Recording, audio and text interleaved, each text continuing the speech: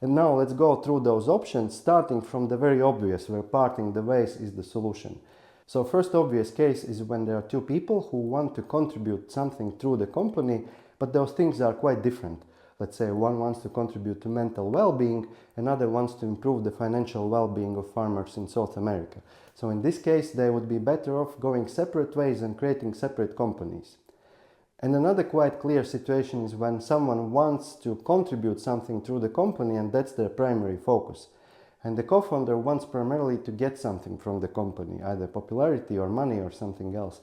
And the next is a set of bit less clear situations when the details, the devil in the details is important.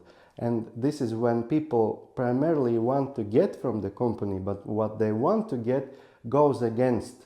For example, one person wants to get recognition through popularity and another wants to get safety through money. And their strategies might be quite different. One would be pushing for steady growth and profitability, another would be pushing for high growth and popularity.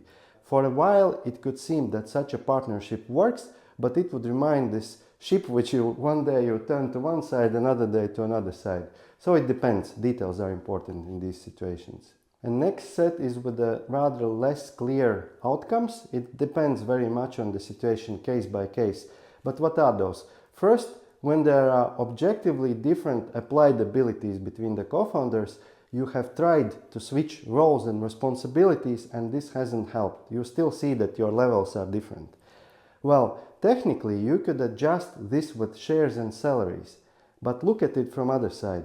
Do you want to be a co-founder with someone who is either looking at you from much above or is weaker than you and you are the one who feels like pushing the whole wagon forward? I would not choose such partnership, but it's subjective, right?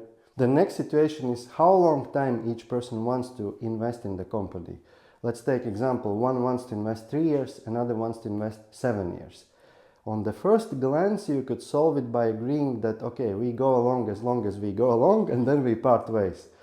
It might work, but first of all, there will be different energy in it, different mindset in it, and also the strategies will differ. Even if unconsciously, one will prioritize short-term or mid-term, another will prioritize long-term approaches.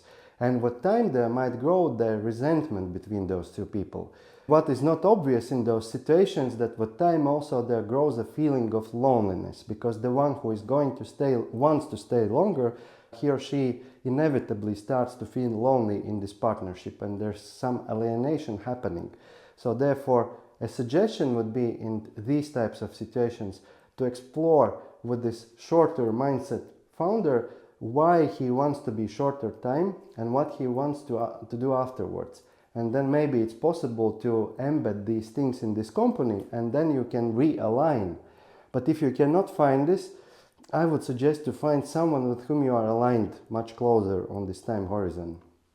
The second time dimension is how many hours per week or months on average you want to be working compared to your co-founder. If there's a big difference, again I would suggest not to be as co-founders there, because let's say you are the one who is working full-time or a bit more and then another is working half-time or less, and we are not speaking about some short-term situations, childbirth or sickness or need for extra cash for a short term, but about mindset in mid-term, long-term, yes? In this situation, why be together with such a co-founder? Is it because of some psychological reasons, like you would feel lonely or you would lack confidence in yourself? Or is it because of their skills? If it's because of skills, maybe you can hire those skills as an employee. So if possible, I would suggest to move out from such partnerships so that you have completely, again, this shoulder by shoulder feeling with same mindset, same attitude, same motivation and approximate same time investment from each co-founder. But don't rush in short-term situations. Someone got sick or there's a childbirth or maybe some health issues, even if mental health issues, to give the time, to give the supportive shoulder then and to see how things will unfold with time. But if the things start to drag already for mid-term, long-term, then to do something about it. And quite similar suggestion regarding exclusivity approach. If you are the one who wants to be committed full-time and then you have a co-founder who wants to split his attention in two companies, if it works, I mean technically for the business it makes sense then to adjust it properly with shares. How? I will talk more in the setup section, which is the next chapter. But if it's not possible, or you feel that you actually desire someone shoulder by shoulder all the time together similarly, then you know your answer already.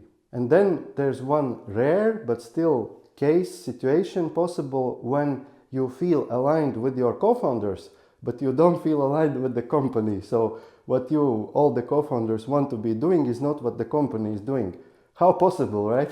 It's possible when you started the company several years ahead, and then with time you understood what you actually want, and what you actually want is aligned between you. And in this case, if it's possible, you can pivot the company, or if it makes sense, you can sell it and start a new company together. It depends on, is it sellable or is it pivotable, which is easier. And by the way, sometimes neither is necessary, not selling, not pivoting, but instead finding the deeper meaning behind what you are doing. So you can notice that the way how your product is used actually solves a deeper need, a deeper problem with which you can connect emotionally, and it feels purposeful to you. And then you can go with a new zest in this business, with new deeper meaning for you. And before we conclude, last topic is the other shareholders in the company, because besides the co-founders, often there are investors and team members as shareholders. And there you also ideally want that your interests are aligned, your desires are aligned. For example, with investors, you want that they want similar time horizon as you want, they want to support similar cause, they want similar culture in the company if they have any impact in the culture, and so on. And with team members, you additionally want that they want to support you as people, that the C-level around you and the next level of people feel emotional connection with you. They want to support not only your desires, but you as humans as well. This reminds me one side topic about hiring, that when we hire people, to look for aligned people, that they not only want to get from the company things like good experiences, money, resume improvements, but they also want to give to the company and through the company, and the things they want to give are aligned with what you are wanting to give. And that concludes the alignment chapter. Let's quickly recap and talk about the next steps. Alignment is when we want similar things in such a way that we support each other to get what each person desires.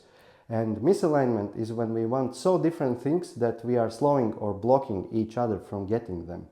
We went through the elements of alignment, which fall in 3 buckets: desires to get from the company, desires to give through the company, and desires to give to the company. And then we looked into how to evaluate yourself and then your co-founder and your alignment, and then what to do if there's misalignment. If you uncover there's misalignment but you don't clearly see how to fix it, or you see that parting the ways is the way to go, but how to do it properly, you can find plenty of support through mentors and various online resources. If you have uncovered that everything is okay on the alignment front, congrats by the way, then the next area to look into is setup. That was the case with our client Alice. Her company was struggling with sales and also consequently with fundraising, but then she fixed the setup issues in the company. Sales went up afterwards. And this is the main topic of the next chapter, how to understand and improve the setup related issues. So see you there in the setup chapter.